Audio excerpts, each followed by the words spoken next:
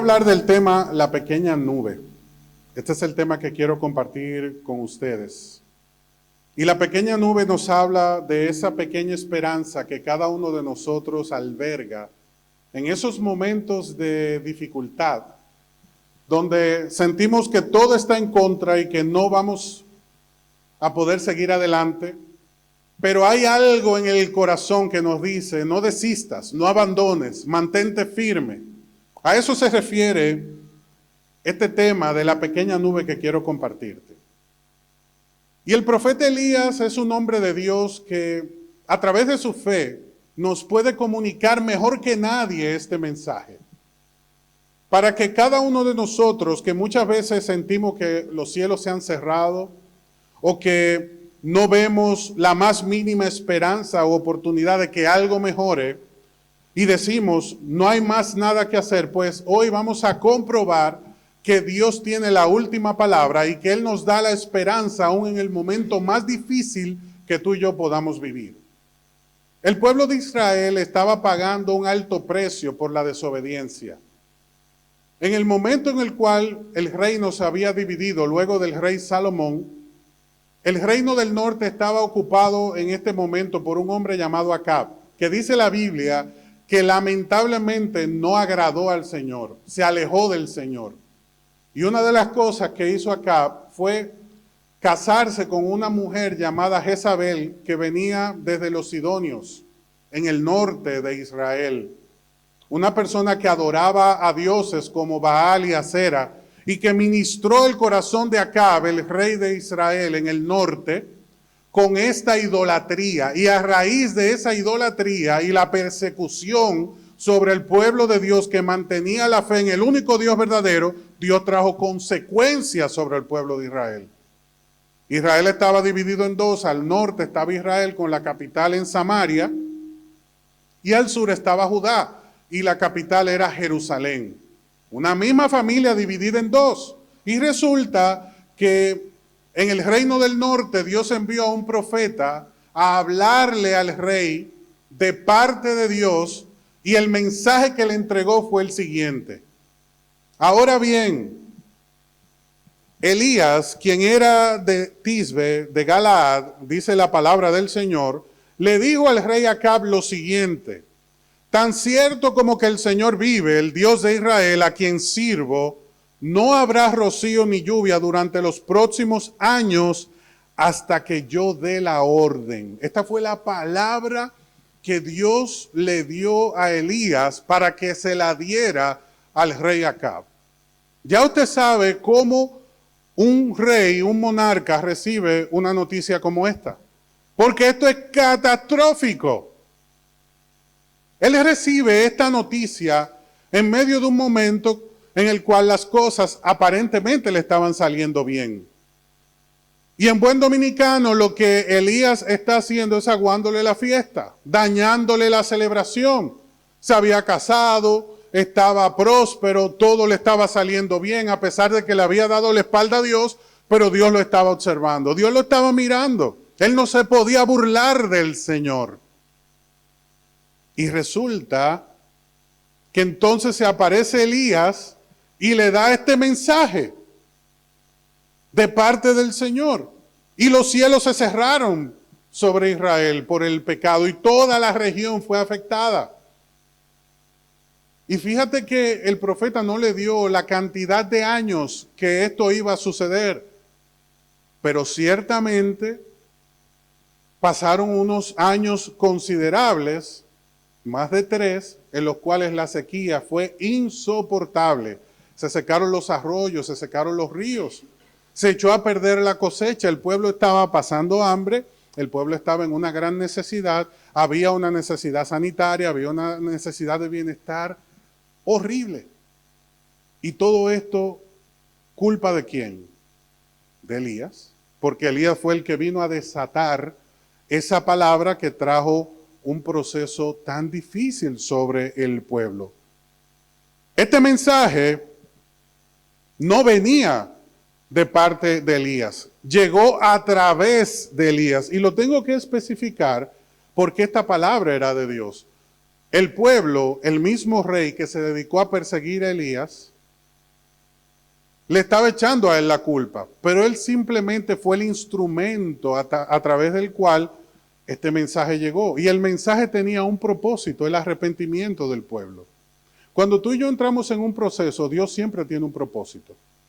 Cuando tú y yo estamos en las manos del Señor, todo trato que el Señor tiene con nosotros tiene un propósito.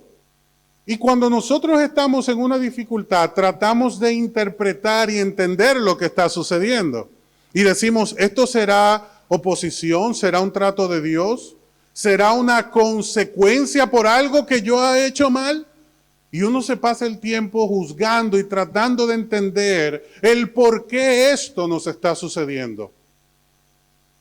Y lejos del Señor tener la intención de que nosotros podamos interpretar su mente, lo que el Señor deseaba es que el pueblo reaccionara a su palabra y se arrepintieran de su pecado. ¿Cuál era el pecado que Israel estaba cometiendo en este momento? La idolatría. Darle en su corazón el lugar de Dios a otros dioses. En este caso era Baal y Acera. Y hoy esos dioses no tienen los mismos nombres porque esos dioses son trabajo, familia, prosperidad, vanidad, persecución de la salud, persecución de la juventud, persecución de mantenerse en una condición de perfección aparente, entre comillas, que la mayoría de las personas están buscando como el bienestar para sus vidas, pero en realidad lo que sucede es que se están haciendo esclavos de sus caprichos, de sus deseos, y gracias a ese pensamiento hedonista, que es la búsqueda del placer y el rechazo del dolor, pues terminaron ellos envueltos en una trampa de la cual no podían salir. Así estaba Israel. Así muchas veces nos podemos sentir nosotros en determinado momento de nuestra vida. Estamos tratando de encontrar una explicación a lo que está sucediendo. Y lo que Dios nos dice en esta noche, oye, cuando estés en una dificultad, no trates de interpretar mi mente. Trata de entender y recibir mi mensaje. El mensaje del Señor era sencillo. Pueblo mío, arrepiéntete. Vuélvete a mí de todo corazón. Abandona esos dioses falsos. Pero el pueblo lo que quería es que sencillamente se solucionara su dificultad para que ellos pudieran tener otra vez la celebración, el gozo, el disfrute y poder cosechar, poder tener el agua y poder tener todo lo que ellos estaban acostumbrados a disfrutar en esa tierra. Pero Dios había cerrado los cielos. Y tú sabes lo siguiente que hizo Dios luego de que Elías diera ese mensaje. Dios le dijo a Elías lo siguiente. Primera de Reyes 17, versículo 2. Después, dice la palabra del Señor, el Señor le dijo a Elías, vete al oriente y escóndete junto al arroyo de Querit, cerca de la desembocadura del Jordán. ¿Qué hizo Dios con Elías? Lo escondió. ¿Qué Dios ha hecho con nosotros en esta temporada? Muchos de nosotros hemos sido escondidos por Dios. Hemos sido apartados por Dios. El Señor ha interrumpido nuestras agendas. El Señor ha interrumpido nuestros planes. El Señor ha interrumpido aún las cosas que estaban en lo más profundo de nuestro corazón, que no lo habíamos comentado con nadie. Dios lo ha interrumpido para que nosotros nos volvamos a Él y entendamos que su propósito es mucho mayor de lo que nosotros podemos estar persiguiendo en este momento.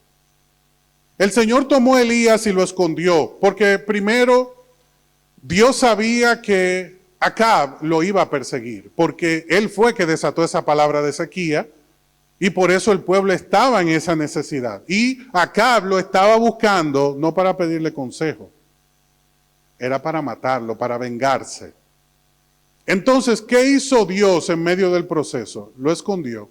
Le dijo, vete ahora mismo al oriente y escóndete. ¿Qué le dijo el Señor? Escóndete. No te resistas a los procesos de Dios, porque muchas veces Dios te esconde.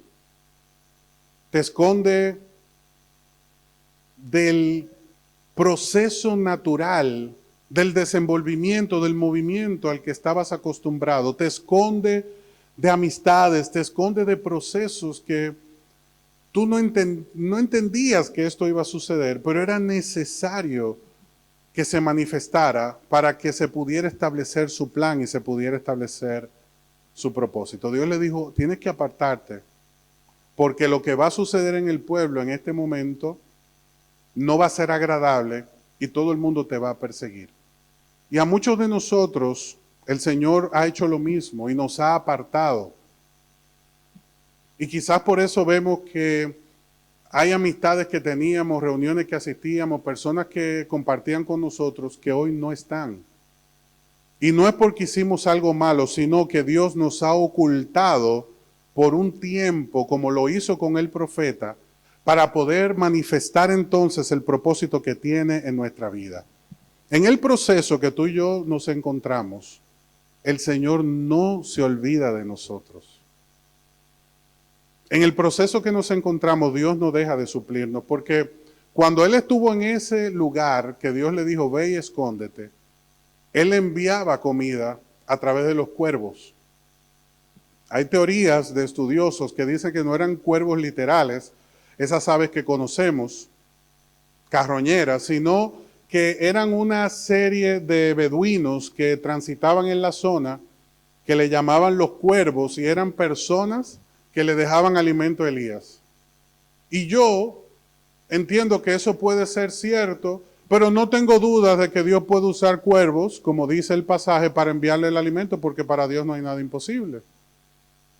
Y a veces para interpretaciones que muchas personas hacen de la Biblia, se necesita más fe que para recibir lo que la Biblia literalmente nos enseña, que Dios hizo en un momento específico de la historia. En este momento Dios está encargando de suplir el alimento que necesitaba el profeta Elías para subsistir en estos días que le tocó esconderse en ese lugar. Y quizás todos aquí han pensado durante mucho tiempo que la hamburguesa se inventó en Estados Unidos. Y les digo que no, la hamburguesa la inventó Dios. Porque si usted se pone a ver lo que dice Primera de Reyes, lo que Dios le envió con los cuervos, a través de los cuervos al profeta Elías, fue carne con el pan. ¿Para qué? Para que Elías preparara una hamburguesa y subsistiera. Y sobre todo, algunos de ustedes no lo están notando, pero Dios inventó el delivery también porque se le estaba mandando.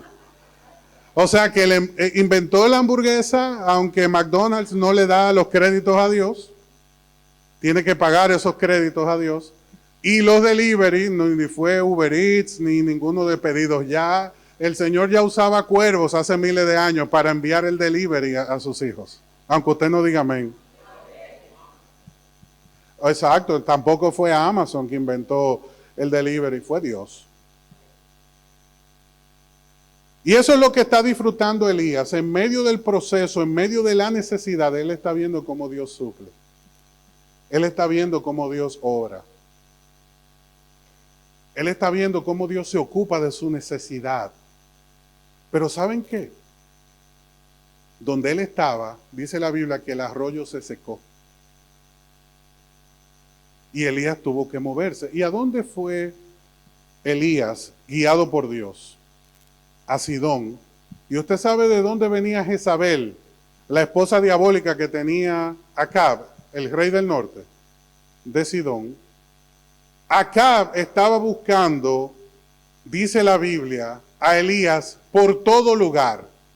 ¿Y dónde lo llevó Dios a Elías? En el único lugar donde no se le ocurriría buscar. En la tierra de su esposa, porque nadie con una lógica va a ir a la tierra de Jezabel a esconderse. Entonces, Acab tomó el mapa y dijo, busquen a Elías aquí, aquí, pero nunca señaló Sidón, porque era la tierra de donde venía Jezabel y era la tierra donde era más fácil encontrarlo, matarlo, eliminarlo y sacarlo de la historia. Pero ¿a dónde Dios lo llevó? Lo llevó a Sidón, a un lugar donde había una viuda, que tú y yo conocemos esa historia porque la viuda, a raíz de la sequía que profetizó Elías, dice la Biblia que en su tinaja le quedaba solamente un puño de harina y que en la otra le quedaba un fondito de aceite de oliva. Entonces Elías llegó donde ella y le dijo, dame de comer, no solamente me des agua, dame de comer. ¿Y qué le dijo esta mujer? Mira, yo tengo un puño de harina, un poquito de aceite, y lo he preservado para comerlo con mi hijo y morir. O sea, es la última comida que me queda y yo la he reservado para comerla y morirme ya después de eso porque no me queda más nada. Y oye lo que el profeta le dice a esta mujer. El Señor Dios de Israel te dice, siempre habrá harina y aceite de oliva en tus recipientes, hasta que el Señor mande lluvia y vuelvan a crecer los cultivos.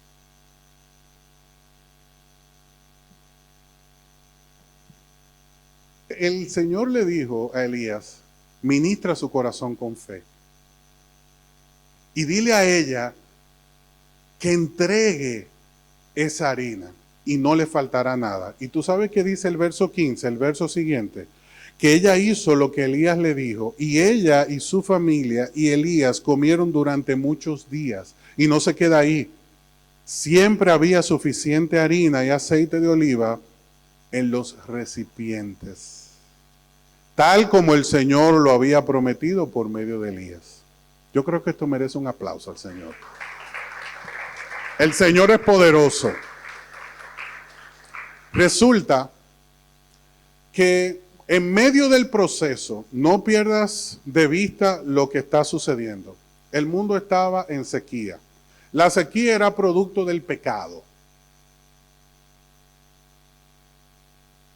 Esa sequía había llegado hasta Sidón. Los sidonios estaban afectados por esa sequía, que están al norte, lo que hoy es el Líbano.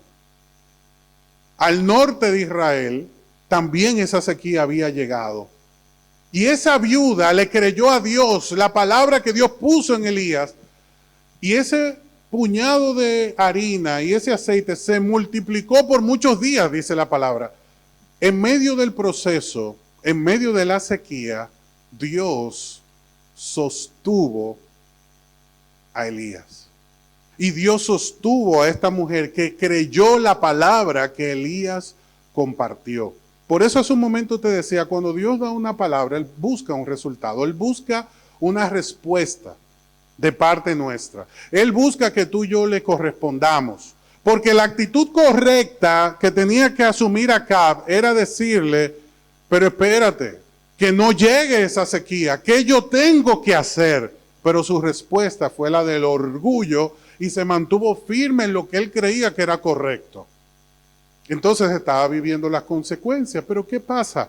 En medio de esa sequía que era general, Dios se ocupó de preservar la vida de Elías y de esta mujer que les recibió. ¿Por qué tengo que hacer este énfasis? Porque en medio de los procesos, ¿qué tú querías aportar, hermano? Y del hijo de la mujer, porque dice que es toda la familia. Toda la familia el Señor se ocupó de proveerle. ¿Y por qué tengo que hacer este énfasis? Estaba el pecado, estaba la consecuencia, pero el Señor no dejó de cuidar a sus hijos. Hace un momento te dije, mira, hay momentos en los cuales Dios te aparta, porque el Señor le dijo a Elías, escóndete. Quizás esta situación que te ha tocado vivir ha sido como una forma de esconderte de lo que habitualmente estás acostumbrado a hacer. Y como yo te decía hace un momento, te ha tocado apartarte de actividades y de relaciones y de amistades a raíz de la situación que Dios ha permitido. Pero Dios te dice, no te sientas mal.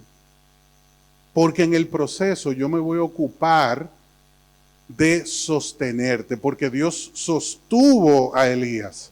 Pero fíjate que en este pasaje está la clave, porque el Señor le dice, no te faltará nada hasta, ese hasta tú y yo no lo podemos pasar por alto, hermano. Porque Dios le está diciendo a la mujer, hay una sequía, pero esto tiene final. La historia no termina aquí. Dile al que tienes a tu lado, la historia no termina como tú la ves. Sí, porque esta mujer estaba viendo sequía. ¿Qué le dijo ella a Elías? Yo estoy esperando comer esto y morir. Pero Elías llegó de parte de Dios y le dijo, la historia no va a terminar así. No te va a faltar nada. Y ella compartió el alimento, fue obediente, y dice la Biblia que por muchos días ellos pudieron comer de la misma harina, del mismo aceite, y no les faltó nada. Y siempre, dice el verso 16, había suficiente. O sea que si tú y yo por casualidad llegábamos, nos tocaba también nuestra porción de pan con aceite de oliva.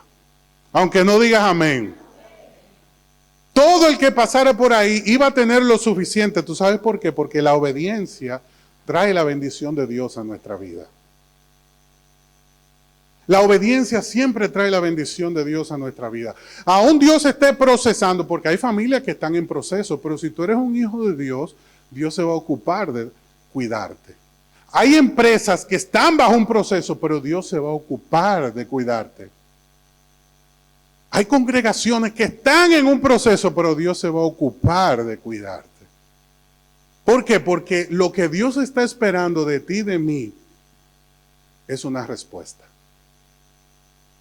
Yo quiero que tú vuelvas a mirar a esa persona que está a tu lado y le digas, Dios está esperando tu respuesta.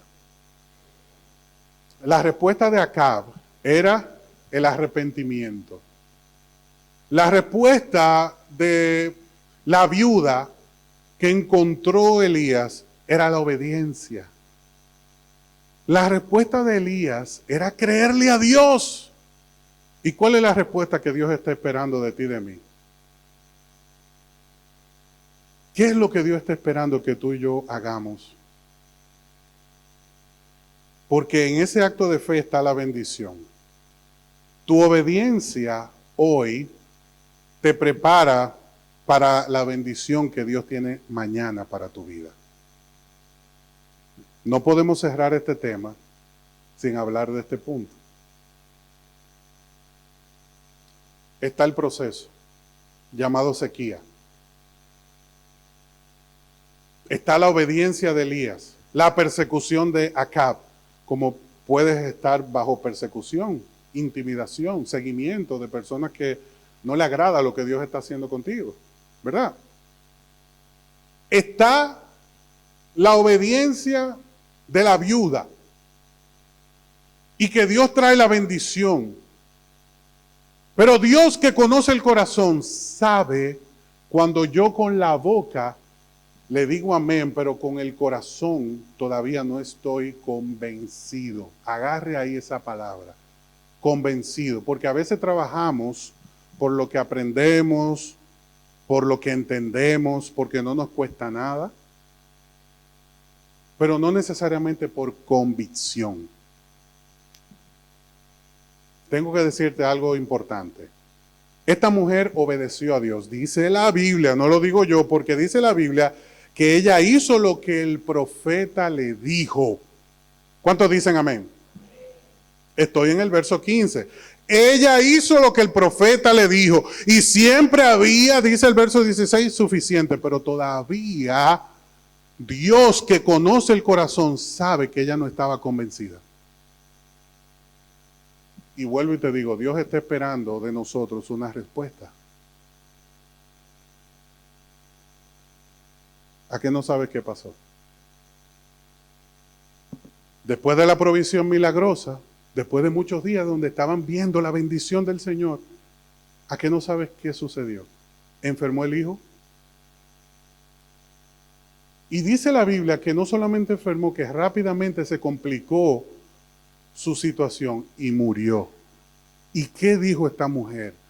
¿cómo tú viniste a mi casa a traer muerte? Y si nosotros estuviéramos ahí, ¿qué le hubiésemos dicho? Porque lo que pasa es que Elías era hebreo, pero no dominicano, porque si es dominicano le dice, pero ¿y cómo tú me dices después de todos estos días que tú estás comiendo de la bendición de Dios? Ay, aunque usted no diga amén, usted no se hubiese quedado con esa. Pero Elías guardó silencio, porque Elías se identificó con el dolor de esta mujer. Y le dijo, búscame tu hijo. Lo tomó y lo subió al aposento del niño en el segundo nivel, dice la Biblia. Y oró a Dios, clamó a Dios. Tú sabes que hay momentos de orar, pero hay momentos donde no hay que orar, hay que clamar. Tú sabes lo que es clamar, ¿verdad? Es perder la postura, porque hay gente que dice, yo oré a Dios, incluso hasta de rodillas. No, pero el clamor no es solamente de rodillas, es rasgar el corazón delante de Dios. No es una exigencia, es un clamor, es una necesidad, es un grito desesperado. Y le dijo Elías, Señor, ¿cómo me has traído a este lugar? Y me usas para bendición y permite esto. Trae la vida a este joven. Y dice la Biblia que 3 veces clamó al Señor y se tendía sobre el joven, sobre el lecho del joven. 3 veces Elías, hasta que el Señor oyó el clamor y le trajo de vuelta la vida a ese joven. Aunque usted no diga amén. Mire, pero qué fácil usted lo toma. Estamos hablando de una resurrección. El joven estaba muerto. Yo no dije que tenía fiebre. Era muerto. El Señor lo trajo a la vida nuevamente. Esto es un milagro lo que está sucediendo. Porque si tiene fiebre, ¿cómo se llama? Sanidad. Y tú y yo quizás hemos orado por una fiebre o una enfermedad transitoria, pero aquí estábamos hablando de un tema sin solución. Pero hace un momento te dije que Dios permite el proceso y muchas veces te oculta, te aparta, porque te está preparando para la bendición que viene delante de ti. Si tú hubieses estado en trabajo y en fiesta y en movimiento, tú no entiendes lo que Dios está haciendo. Tú sabes qué hubiese hecho Elías. Si se muere ese joven, se pone a llorar con la mamá. Pero Dios mío, ¿cómo es posible que esto haya sucedido? ¿Por qué? Porque Elías iba a estar en otra cosa. Pero no, Elías estaba conectado con el Señor. Porque el Señor, dice la Biblia, que lo escondió, lo había apartado. Dios te ha escondido, Dios te ha apartado. Y tú habías interpretado que la gente se alejó de ti, te dio la espalda y quería entorpecer tu bienestar, pero no fue el diablo, no fue el mundo, fue Dios que te escondió. Me dejaron solo. Fue Dios que te escondió, porque te estaba preparando. Porque si tú y yo estamos distraídos, no vamos a poder entender lo que Dios está haciendo. Pero Elías estaba conectado con Dios. Y le dijo, no temas, búscame tu hijo. Vamos a clamar al que todo lo puede. Y clamó a Dios y Dios no le dio una sanidad, Dios le dio un milagro. Lo que Dios tiene para ti, para mí, es un milagro de su voluntad, de su propósito, de su manifestación. Y el mundo te está diciendo que vas a morir, que se acabó, que no hay nada que hacer, que te des por vencido. El mundo te está dando una consolación y Dios tiene para ti una victoria en el nombre de Jesús. Y el diablo te está engañando para que te conformes, para que abandones la batalla. Pero el Señor está esperando una respuesta y la respuesta del profeta fue la fe. La respuesta que tú y yo tenemos que dar, porque para este momento Dios nos ha preparado, es la misma que dio Elías en el proceso de la dificultad.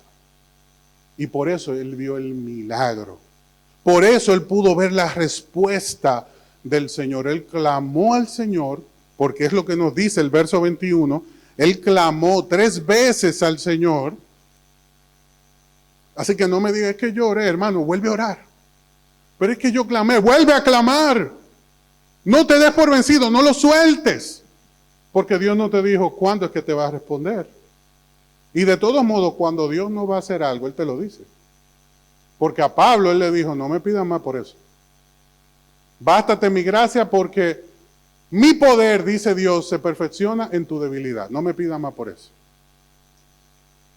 Así que cuando Dios te va a decir que no, te lo dice. Y claro,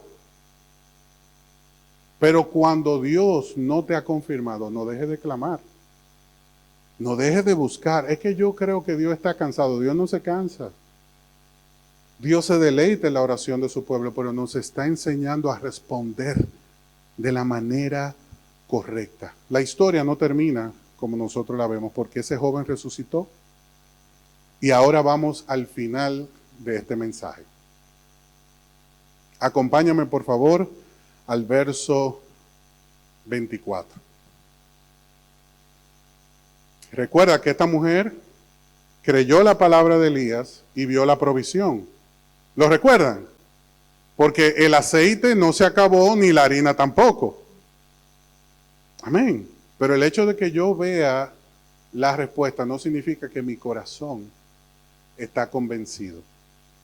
Pero el verso 24 dice que entonces la mujer le dijo a Elías, ahora estoy convencida. Ahora estoy convencida. ¿Y tú no habías visto el aceite en la tinaja y la provisión de la harina? Sí, tú y yo hemos visto muchísimos milagros y sabemos lo que pasa en nuestro corazón, que fácilmente nos alejamos del Señor y como Dios lo sabe, mira lo que Dios preparó para tocar el corazón de esta mujer. Por eso el proceso que tú y yo estamos viviendo no es para derrota ni para perdición, es para provocar una respuesta. Y dice la Biblia en el verso 24 del capítulo 17 de Primera de Reyes, que la mujer dio la respuesta y dijo, ahora estoy convencida de que usted es un hombre de Dios y que de verdad el Señor habla por medio de usted. El proceso, tengo esta palabra del Señor para ti. El proceso no es por ti. El proceso es para ti. Lo que Dios permite no es por tu culpa, es para tu bendición. Dios no anda buscando culpables. ¿Qué es lo que está de moda? Vemos, pero no juzgamos. Bueno, hay otros sentidos también. Escuchamos, pero no juzgamos, es cierto. Amén. Es para ver si estaban pendientes. Pero lo cierto es que ese proceso no es por nosotros, es para nosotros. En esta noche vamos a dejar el mensaje hasta aquí porque estudiándolo pude ver tres cosas. Hoy vimos la primera. Y lo vamos a dejar hasta aquí porque es necesario que entendamos algo. Algo que te voy a comunicar a través de la siguiente anécdota y con esto terminamos.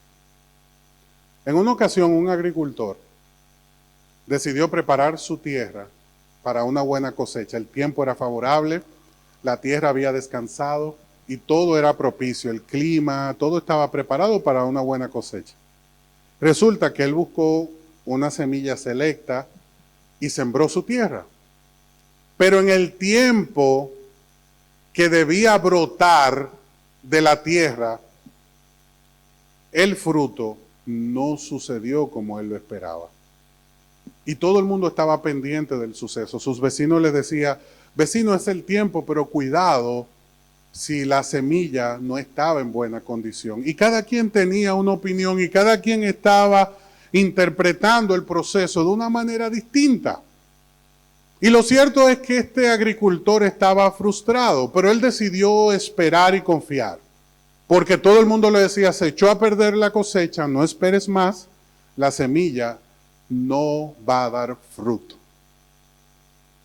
Resulta que este hombre decidió persistir, decidió esperar, y con el tiempo, una mañana despertó y todo el campo estaba totalmente verde, la semilla había brotado. Y la impresión que daba es que venía una excelente cosecha en camino. Todo el mundo se acercó y se maravilló porque ya daban por perdida la cosecha y que se había dañado en el terreno la semilla que se había sembrado. Y al verla brotar y verla reverdecer la tierra, todo el mundo se maravilló. Y el vecino se acercó y le dijo, qué bueno ver la tierra producir. El mismo que le dijo, no hay nada que hacer, ahora le está diciendo, qué bueno ver la tierra producir. Pero el agricultor no dejó de darle la siguiente palabra. Le dijo, la semilla, vecino, no estaba muerta, estaba creciendo en silencio. En el proceso que tú y yo nos encontramos en las manos de Dios, no es un proceso para muerte. El Señor está trabajando en ese silencio de nuestra oración, en ese silencio de nuestro caminar. El Señor está obrando, aunque tú y yo no estemos viendo los resultados que estábamos esperando, para que podamos decir, estoy convencido de que Dios no abandona la obra de sus manos. Así como no se perdió esa semilla para el agricultor, tu vida y mi vida no se va a echar a perder. El propósito de Dios no se va a echar a perder. No te apresures, no te desmotives, no le hagas caso a la voz que te dijo que ya no hay más nada que hacer. Hay una pequeña nube de esperanza que está a punto de manifestarse, está a punto de revelarse para traer a la vida, para manifestar el buen propósito del Señor que tiene con nosotros. Mientras tanto, Dios se va a encargar de suplir. Pero suplir no significa que llegamos al punto donde Dios nos quiere. Es la harina y el aceite para que podamos mantenernos hasta que llegue su respuesta. Pero no desistas, porque el Señor va a traer su provisión, aun cuando nosotros pensamos que ya no hay más nada que hacer. Para que llegue ese momento donde tú y yo, como esta viuda, declaremos, estoy convencido de que Dios no abandona la obra de sus manos. Y tú y yo somos esa obra en proceso que Dios está perfeccionando, que Dios está trabajando. Dios tiene cuidado de tu vida, pero también de tu hijo, así como lo tuvo del hijo de esta mujer. Dios tiene cuidado de tu cosecha y Dios tiene cuidado de tu hogar. Dios tiene cuidado de tu salud y hará el milagro que sea necesario para confirmar, para establecer, para bendecir tu vida en la medida que Él desea hacerlo. Así que yo te invito a que oremos en esta noche. Antes de despedirnos, porque ciertamente la semilla, o sea, la palabra de Dios, la palabra de fe, no estaba muerta. Nosotros no podemos darnos por vencido. Lo que Dios está haciendo está en crecimiento. Lo que Dios está haciendo es para nuestro bienestar. Y hace un momento le decíamos, Señor, yo te voy a adorar. Yo sé que tú estás aquí. Aunque yo no lo pueda ver, yo sé que tú estás obrando. Quizás se ha levantado una adversidad muy grande, una palabra de mentira contra ti. Ha llegado una gran dificultad financiera, emocional, espiritual.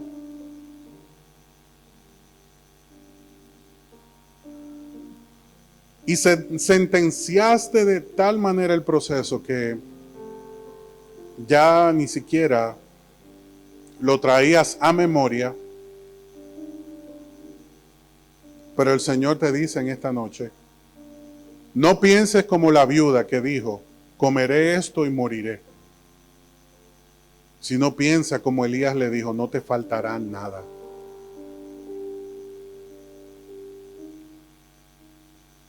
Cuando llegue el momento de dificultad, hermano, hermana, tienes que clamar. Y en esta noche tú y yo tenemos que presentar esa adoración viva a nuestro Padre, declarando que confiamos en Él y que creemos la palabra que en esta noche hemos recibido. Su palabra no cae a tierra y muere. Su palabra cumple el propósito por el cual Él la envía. Así que su palabra no está muerta. Está creciendo en silencio dentro de ti. Está forjando el carácter de un hombre, de una mujer enteramente preparado para toda buena obra. Y el Señor te dice, hasta que se complete mi propósito, no te des por vencido, no te des por vencida. Confía, hasta que se complete mi propósito, yo usaré los cuervos y te enviaré el pan y la carne. Y cuando se seque el arroyo, te llevaré a la casa de bendición, para que no solamente te alimentes, sino que la viuda también tenga alimento. Y para que su hijo, cuando te necesite, pueda resucitar. Y para que mi pueblo pueda ver mi gloria cuando yo lo establezca. En el nombre de Jesús, yo te invito a que levantes tus manos delante del Señor y le digas gracias, Señor, porque yo sé que esta palabra que tú has enviado es para fortalecer mi fe, impulsar mis pasos. Si había duda en tu mente, si había alguna predisposición, en esta noche el Señor está hablando a tu corazón para que haya un pacto entre tú y Dios. Así como lo hizo Elías. Elías le creyó a Dios y caminó en fe. Y tú y yo tenemos que declarar en esta noche, Señor, yo decido andar y caminar en fe, aunque lo que esté viendo sea sequía y dificultad.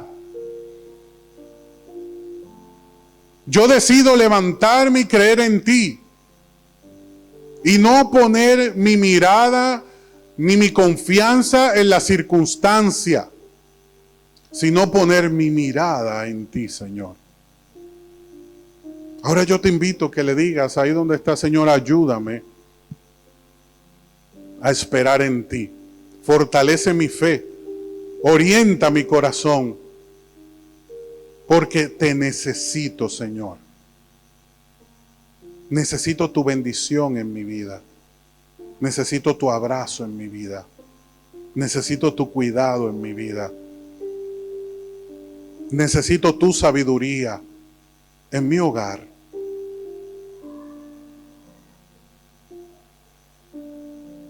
Necesito tu dirección, tu sabiduría en mis finanzas, en mi matrimonio, en mi vida profesional. Te necesito, Señor. Invítale.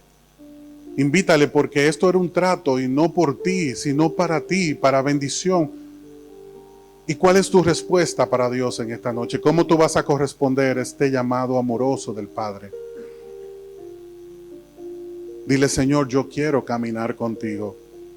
Yo necesito esa bendición que viene de ti para mi vida. Si en esta noche estás en este lugar y has entendido que el Señor está llamando tu corazón a una relación íntima con Él, donde le puedas conocer de una manera personal, vamos a hacer esta oración juntos. Yo te invito a que ahí donde estás le digas, Señor, hoy yo te entrego mi corazón. Yo deseo conocerte de manera personal. Yo siento que tú me estás llamando a una relación contigo. Revélate a mi vida. Cambia mi manera de pensar. Límpiame de toda mi maldad. Y ayúdame, Señor,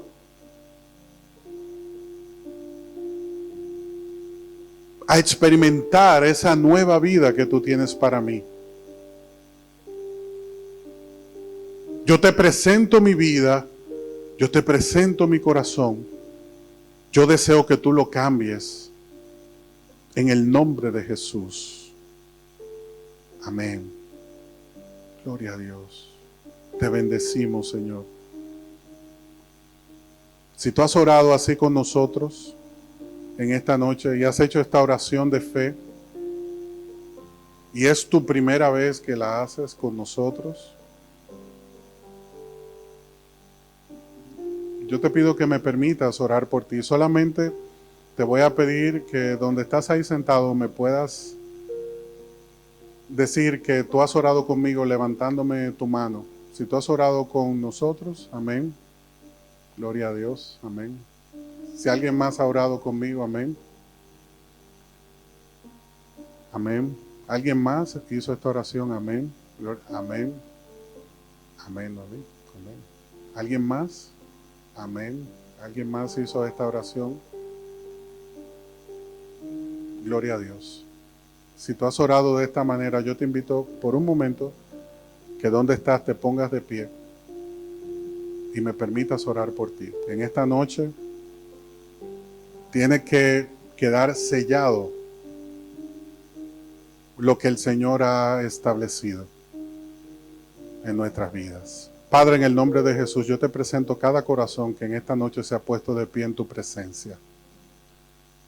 Que quede sellado en su mente y en su corazón el llamado que tú has establecido. Este acto de fe, Señor, que sea bendecido por ti de una manera especial. Y que este sello traiga esa paz que sobrepasa todo entendimiento. Dice tu palabra que el que confía en ti y confiesa con su boca que tú eres el Salvador, lo que hay para nosotros es una transformación de vida. Y yo te pido que esa transformación quede establecida en el nombre de Jesús para tu gloria y para tu honra en cada uno de tus hijos que hoy están de pie delante de ti. En el nombre que es sobre todo nombre. En el nombre de Jesús. Amén. Gracias, mis hermanos. Le damos un aplauso al Señor. Ustedes son valientes. Ustedes son valientes. Y le pido al Señor que les bendiga en el nombre de Jesús y que esta decisión quede sellada para vida eterna.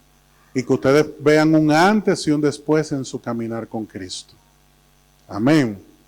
Qué bueno es el Señor. Amén.